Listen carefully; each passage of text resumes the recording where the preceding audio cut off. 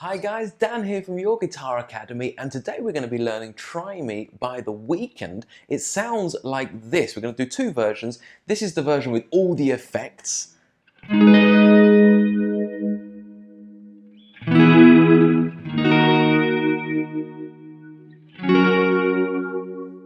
then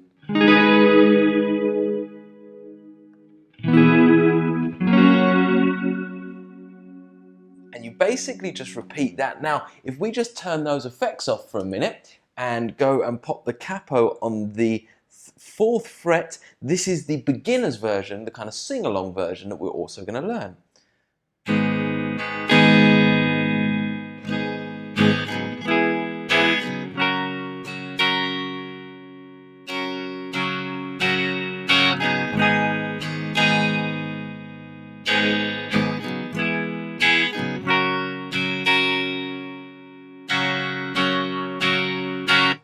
Okay, so we are going to start with the beginner's version. We're going to go through that first. Just remember that underneath the video, we've got a link to the website where we're going to have the full write-up, all the chords, the rhythm patterns, everything you're going to need. And don't forget to subscribe as well, because we've got lots and lots of videos from all our wonderful tutors. So let's get started. Now, we're going to work on the beginner's version first before we look at the actual harmony and everything else, okay? And if I'm a beginner and I just want to sit there and sing along with this song, basically I want to pop the capo on the 4th fret, okay? And then I'm going to fundamentally use 3 chords throughout the track, but there are 4 chords, okay? So let's start with the basic 3 chords, okay? And it's an E minor. Okay, so I'm going to pop the guitar real nice up to the camera, okay? We've got an E minor chord, we've got a C major chord, and we've got a D major chord. Okay, so obviously with the capo on, we can just refer to those chords as they are in their open chord shapes, okay? Now the only other chord that we use, and we only use it right at the very beginning of the track and right at the very end of the track, is a B minor. So it's a little bit trickier for beginners because you've got to do a bar chord there. But like I said, it only happens, very much in literally the first few bars, so the first round of chords, and then right at the end doing like the outro of the track, okay? So let me just take you through, first of all, the 3 chords, so the bulk of the song if you're just trying to sing along to this song. So the E minor we're going to play for 1.5 bars, okay? So I'm just going to count like this. 1, 2, 3, 4. 1, 2. Okay. Then we move to the C major and we do that for half a bar. So we're literally going to count 3, 4. Okay. And then we go to the D major and we count for 2 whole bars. 1, 2, 3, 4. 1, 2, 3, 4. So that together, let me just kind of show you that nice and slowly. 1, 2, 3, 4. 1, 2, 3, 4. 1, 2, 3, 4. 1, 2, 3, 4. Okay? So it's just a quick change on that C major that you've got to be aware of, but that is a very specific push, that hitting it on the 3 rather than just at the start of the bar is really, really important to the kind of vibe of the song, okay? So if you're unsure of any of these chords, head over to our site because we've got in-depth courses going through, beginners courses, making sure that you can play these open chords really, really clearly. And the link below will literally send you to a page where you've got these chords written out nice and clearly, just in case you can't quite follow it. Now then, in terms of a rhythm, so if I'm thinking a beginner's rhythm for this, obviously with a lot of tunes by The Weeknd and pop songs, there's a lot of synth, there's a lot of keys going on, the drums are happening. So we can kind of be a bit creative and make up a rhythm that suits the song if I'm going to sing and play on the guitar, acoustic guitar, electric, whatever it is. So the one I've gone for sounds like this. Okay, I'll play it again. So 1, 2, and 3, 4. 1, 2, 3. 1, 2, and 4. 1, 2, 3, 4. Okay? So it's a rhythm pattern where we've got 2 bars, okay? And there's a slightly different rhythm on each bar, okay? So on bar 1, let's take the E minor, okay? I'm basically doing down, down, up, okay?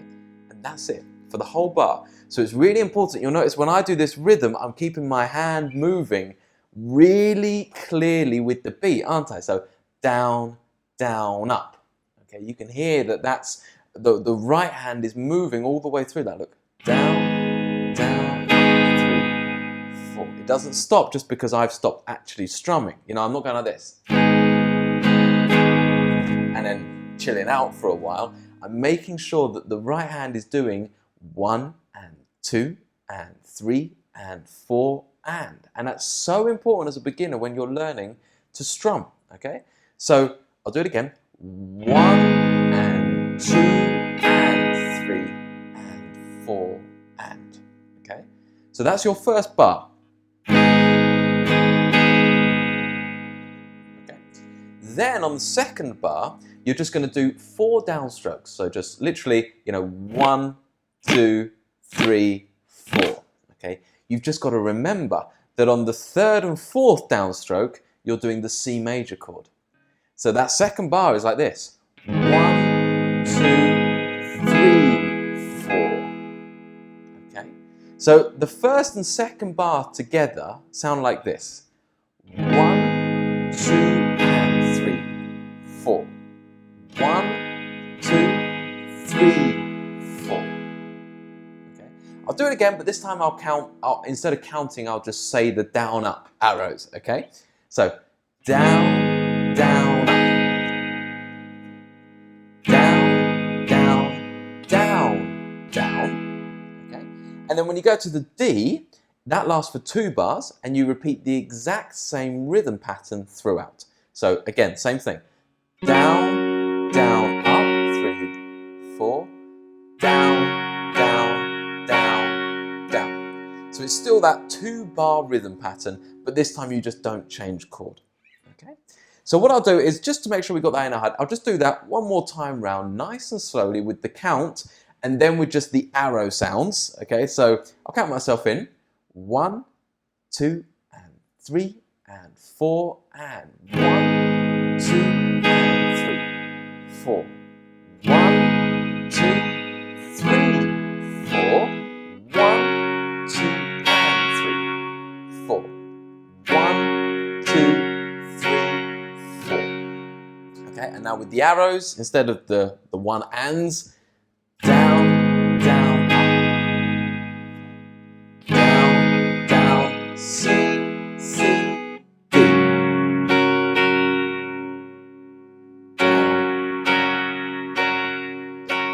Okay, cool. So that's the main thing. And to be honest, if you're kind of a singer, guitar player, you know, and you want to play this live or whatever, that's all you need. But it's worth noting that at the very intro of the song, and from about, I wrote it down, from about 2 minutes 35 onwards of the song, so basically the outro, it's a slightly different chord progression. Okay, it uses the same 3 chords, but it adds that B minor in as well.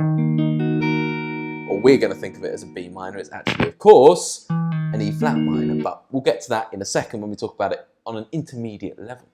So that is slightly different. Okay, and I'm not going to do a strumming pattern. I'm just going to do single chords, and it goes from the E minor, exactly the same as we did before. So 1, 2, 3, 4. 1, 2, 3, 4. So that's identical as how we've learnt it. But then instead of going to the D major, you go to the B minor for 1 bar. 1, 2, 3, 4. And then the D major for 1 bar. 2, 3, 4. Okay. So we'll look at that chord in a bit more detail in 1 second. But let me just go through that again. So I'll bring it real close to the camera. So we got E minor, 2, 3, 4. 1, 2, 3, 4. Big change to B minor.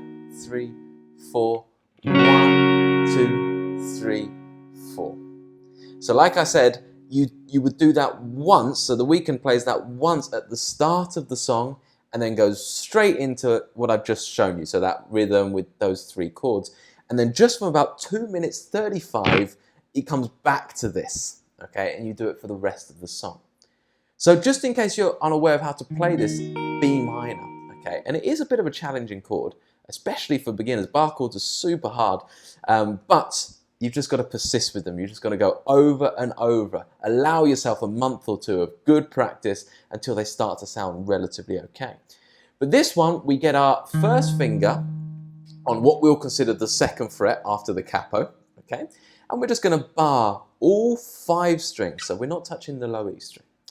Then I've got my third finger on what we'll think of as the 4th fret, little finger on that same fret, but on the G string, and I've got my second finger on the B string 3rd fret. So the good news is that we're not that reliant on the bar, okay? Because actually we're only hearing the A string and possibly the high E string. But if that one's, just making that sound, don't worry about it. That's absolutely fine. They're the main sounds to that chord, okay? So that's how you play a B minor. Again, visit the website link under the video because we're going to have that written out nice and clearly so you can make sure you get it. So there we go. That's how you do it at a kind of beginner level. Let's just take the cap off and just spend a couple of minutes doing it more like how you would do it as an intermediate player, or if you're looking to create more of an atmospheric sound like in the track. First thing I'm going to do is go over to my Kemper amp and put on a reverb and a delay, okay? And so suddenly we're in this world. Ooh, lovely sound. We've got the delay. I might even bump up that delay a little bit more so we get. How cool does that sound? And what we want to do here is we're not going to be looking at a rhythm because the delays, the reverbs, they're creating that kind of atmosphere, that synthy texture. So we don't want to muddy it up with rhythm, okay? And actually, you can play it any way you want, but the actual chords, so beginner aside with a capo, the actual chords are G sharp minor, okay, then down to an E major, okay, then we go to the D sharp minor, okay, and then the F sharp major. And you can play these any way you want, of course, okay?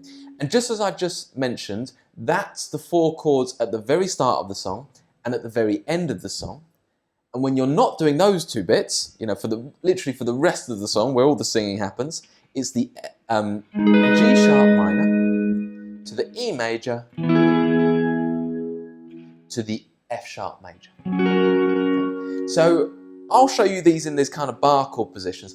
I'll also show you what I think is a really cool way to try and practice your cage chords if you're kind of at that level as an intermediate.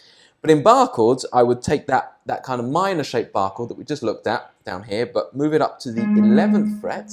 And again, you're just going to strum that once. If you've got a guitar with a whammy bar, just get that going. It sounds cool.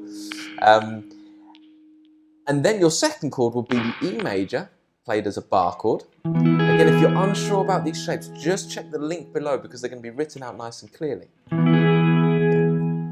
And then the third chord of the intro is the D sharp minor. So same chord shape as the first chord shape, but we've just moved down to the 6th fret with the chord. And then finally, the F sharp, so again, same major chord shape as when we did the E, but now we've moved it up to the 9th fret. Okay? So let's just talk about the timing quickly. It's exactly the same as how I went through for the beginners, we're just not going to do any strumming. So it'll be this.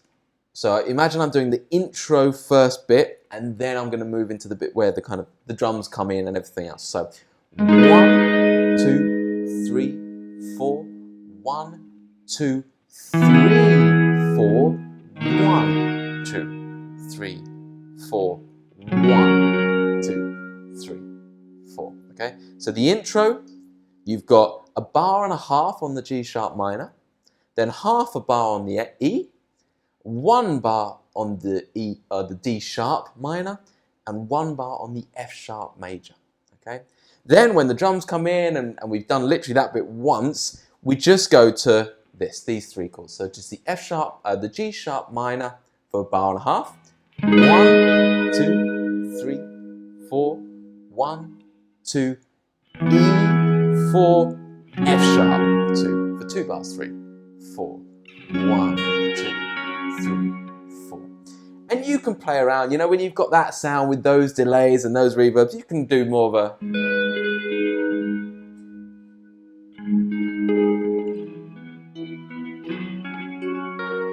you know, just you can arpeggiate it. You can really get creative with what you're playing there, okay? And the last thing to say is, if you're really looking to push yourself, I think this is a great song to try and put it all in one part of the neck without the capo. So for example, I could play this like this. 2, 3, 4. 1, 2, 3, 4. 3, 4. Okay, so exactly the same chords, G sharp minor to E major to F sharp major. I'm just using a wider range of cage chord shapes, okay? And I think that's a really nice thing, especially if you're doing that and singing, because you've got to move far less around the neck. You know, if I'm trying to, you know, look at the audience and sing, and I'm also having to just check these big jumps of chords, it's a bit awkward, isn't it? But if I've just got it all in one place, I can do it with my eyes closed. Because you're just feeling your way around that part of the neck, aren't you? So I'll give you this example, but then you can come up with your own. It'll be, you know, real good practice. So here I'm doing a kind of D minor shaped cage chord, and I'm actually barring the low A string as well, just to fatten it up a bit. This sounds kind of cool. So I've got my first finger barred on the 6th fret, and then I've got my third finger on the 8th fret G string, little finger on the 9th fret B string, and second finger on the 7th fret of the E string. Okay, that's your first chord. Again, check the link below if you want to see that written out. Then we've got that same E shape that we can use. That's absolutely fine. And then for the F sharp, I'm going to use a C-shaped cage chord. Okay, so this one, I've got my little finger on the F sharp, on the A, third finger's on the major third, okay, which is on the 8th fret of the D string. Then the first finger is on the 6th fret of the G string, and second finger is on the B string 7th fret. Okay. Again, check the link below if you want the chord actually written out so you can see it clearly. So there you go. You've got a whole bunch of ways. If you're a beginner, you can kind of strum along with the capo. If you're in a band looking to kind of get this together, then you can, you know, chuck on the delay, put the reverb on, and play around with some of these kind of cooler chords, okay? So there we have it. I really hope that's helped. Remember to check out the link and do subscribe if you enjoy these videos. I'll see you again soon.